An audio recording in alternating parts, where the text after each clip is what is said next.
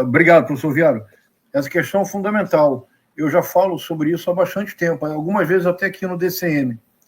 No ICL, o César Calejão tem também destacado bastante este fato. Vamos lá. O Eduardo Bolsonaro não é o iniciador deste movimento.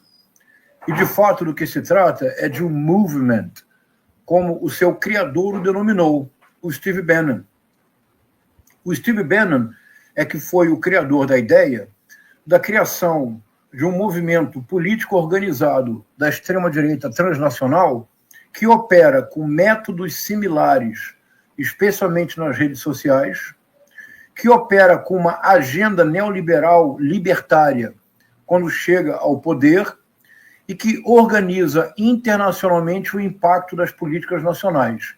Antes de cair em desgraça e ser preso, o Steve Bannon ele organizou o que ele chamou de movement, e basicamente isso consistia em viajar para o mundo inteiro, especialmente a Europa, com destaque para a Europa do Leste, para ter encontro com jovens lideranças políticas promissoras de extrema-direita, de modo a preparar um futuro de extrema-direita, de modo a preparar o que hoje está acontecendo no mundo.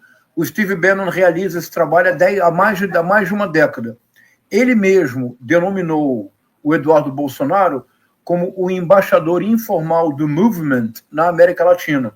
Lembremos, professor Viário, que em 2016, nos seus discursos de campanha, o então candidato republicano Donald Trump sempre insistia em afirmar, ele dizia assim, isto não é uma campanha, this is a movement. O movement era uma referência ao projeto do Steve Bannon. Não é apenas Eduardo Bolsonaro. Por exemplo, a Argentina tem uma figura que teve uma participação muito grande na tentativa de golpe de Estado no Brasil, e que eu fui talvez o primeiro a denunciar, que foi o Fernando Cerimedo. O Fernando Cerimedo é conhecido em Buenos Aires como o Steve Bannon argentino. Ele foi muito importante na campanha de Javier Milei. E aquele argentino que, teoricamente, tinha feito um relatório mostrando que havia 2 códigos-fonte nas urnas e que esses códigos-fonte davam resultados diversos. Lembra dessa papagaiada, professor Viário? Uhum. Foi o Fernando Cerimedo, que recebeu o material de bolsonaristas e realizou a análise. E como eu sempre estou atento, assim que ele lançou o vídeo, eu gravei, eu tenho o vídeo gravado, e eu fiz uma análise discursiva. Ele começava o vídeo dizendo, recebi este relatório de brasileiros que não podem, no momento, apresentá-lo. E os bolsonaristas diziam, o argentino que fez o relatório, mas ele dizia na primeira frase, recebi o relatório de brasileiros, portanto, ele era apenas um papagaio de golpe. O Fernando Cerimedo. No Chile, o Axel Kaiser. Na Venezuela, na Guatemala, a Glória Álvarez. Nos Estados Unidos, o Ben Shapiro. É, de fato, um movimento. Usa a mesma retórica do ódio, os mesmos artifícios de linguagem, os mesmos truques argumentativos. O principal deles consiste em que o Steve Bannon chamou, ele diz jogar M no ventilador. Literalmente o que ele diz. Quer dizer, qual é o artifício público? Qual é o artifício para a extrema-direita tornar o debate público um caos do ponto de vista cognitivo e um caldeirão do ponto de vista afetivo, dos afetos, o ódio? Então diz o Steve Bannon, joga no ventilador. Ou seja, não é, filho? Ou seja, se você, por exemplo, entrar na conta do Elon Musk, do X, e mostrar aqui para as pessoas, se você entrar na conta do Javier Milei e mostrar aqui para as pessoas, professor Viário, é uma vertigem de postagens sucessivas. Uhum. Nenhum ser humano é capaz de acompanhar a vertigem das postagens do Javier Milei ou do Elon Musk. Qual é a consequência? É que você ou aceita in totum ou você recusa completamente. Não é isso, filho? Porque você não tem como fazer uma análise crítica daquilo. Então, o Eduardo Bolsonaro, ele é a ponta de lança no Brasil de um movimento transnacional. Aí, deixa eu só lhe fazer uma pergunta para complementar a sua resposta. Não, claro. O senhor acha que ele se coloca com essa infinidade de viagens como uma espécie de embaixador do bolsonarismo no mundo, ou ele se prepara com essas viagens para ser o primeiro na linha sucessória do bolsonarismo no Brasil? Tudo pode mudar na política. A política é volátil. Pode. Não é isso, filho? A política é volátil. Como diz a ópera do Verdi, Rigoletto, qual piuma al vento, muta da gente di pensiero. Então não se pode afirmar nada com certeza. Até ontem, em tese, o candidato era o Flávio Bolsonaro. É senador, tem um temperamento da família entre Eduardo, Carlos e Flávio Bolsonaro. O único que se pode imaginar sendo capaz de negociar politicamente é o Flávio Bolsonaro. Mas isso, professor Viaro, não é por um motivo virtuoso. É porque, na verdade, o Flávio Bolsonaro é o operador financeiro da família. De franquia de chocolate que não vende na Páscoa, que é uma maravilha. Isso é uma maravilha. A franquia da Copenhagen do Flávio Bolsonaro, o mês que menos vendia era na Páscoa. Acho isso uma maravilha. No restante, era sempre dinheiro vivo lá na loja, mas na Páscoa ninguém comprava o chocolate. É extraordinário. Então o Flávio Bolsonaro, ele não quer briga. Foi revelado agora, no depoimento do Mauro Cid, do tenente-coronel Mauro Cid, que o Carlos Bolsonaro e o Eduardo Bolsonaro eram radicais e queriam um golpe. O Flávio Bolsonaro queria apenas de investigar se havia fraude e dizer para o pai, por favor, diz para as pessoas voltarem para casa. Porque, professor Viaro, quando você é um operador da família, tudo que você não quer é guerra. Você quer tranquilidade para usufruir o patrimônio conquistado. Então, até ontem, em tese, era o Flávio Bolsonaro. O Eduardo Bolsonaro é a ponta de lança para a tentativa de fortalecer as relações internacionais da extrema-direita brasileira, porque o que faltou à tentativa de golpe em 2022 foi apoio estrangeiro. Em boa medida, se as Forças Armadas não aderiram ao golpe, não é necessariamente por amor à democracia.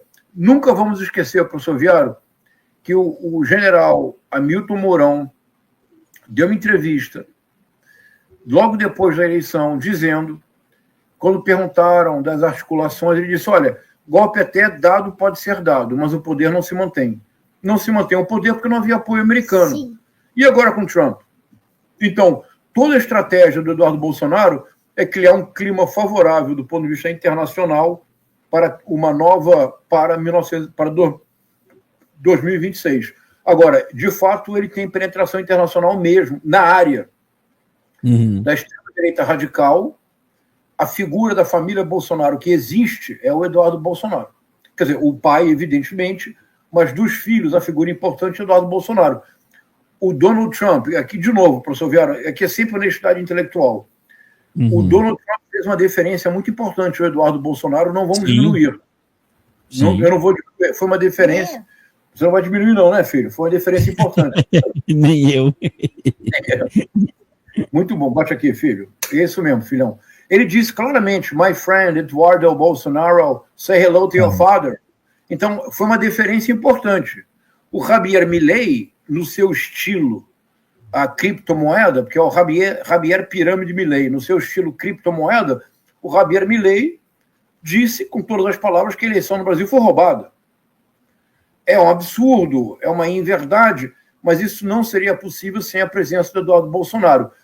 O processo sendo levado agora em Tampa, of all places, professor Vieira, em Tampa, na Flórida, o processo das organizações de mídia Trump e do Rumble, evidentemente tem o dedo do Eduardo Bolsonaro, do Paulo Figueiredo, do Alan dos Santos, é óbvio. Então existe uma movimentação para produzir instabilidade. E não nos enganemos. A partir do segundo semestre deste ano, Elon Musk volta às baterias mais uma vez contra o Brasil. Então nós vamos enfrentar um tsunami. Nós temos que estar preparados porque nós vamos enfrentar a vendaval. Aí a gente tem uma questão também que me deixa curioso. Eu não sei, eu acho que não é curioso, eu acho que eu estou sendo ingênuo, na verdade, mas vamos lá. Que eles não recuam diante de um processo que vai levar Bolsonaro à prisão, eles não baixam a guarda, eles continuam tramando, criando alianças, expandindo os seus interesses, aumentando as suas forças, Isso prova que eles têm uma capacidade, um poderio, uma força de organização, ou é desespero também?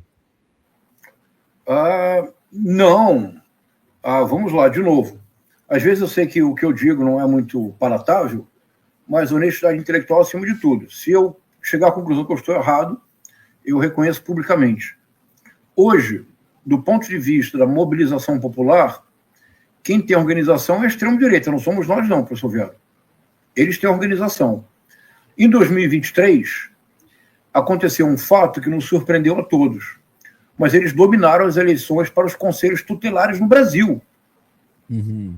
Nas igrejas, nos templos, havia campanha para conselheiro tutelar.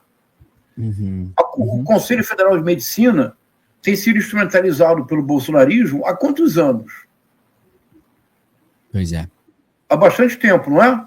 Sim, sim. A Ordem dos Advogados do Brasil, que sempre foi um baluarte contra a ditadura, professor Vieira, que eu já tenho, eu completei 60 anos este ano, eu já sou um senhor da terceira idade.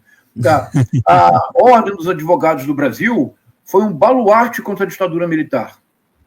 Um baluarte contra a ditadura militar.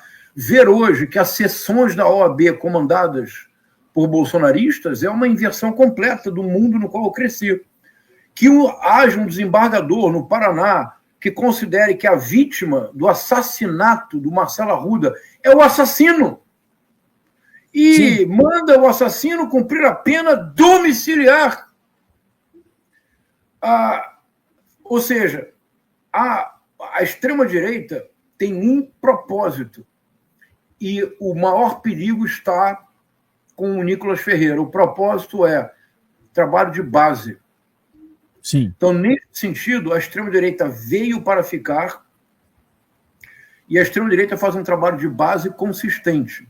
Nós temos que reconhecê-lo para superá-lo.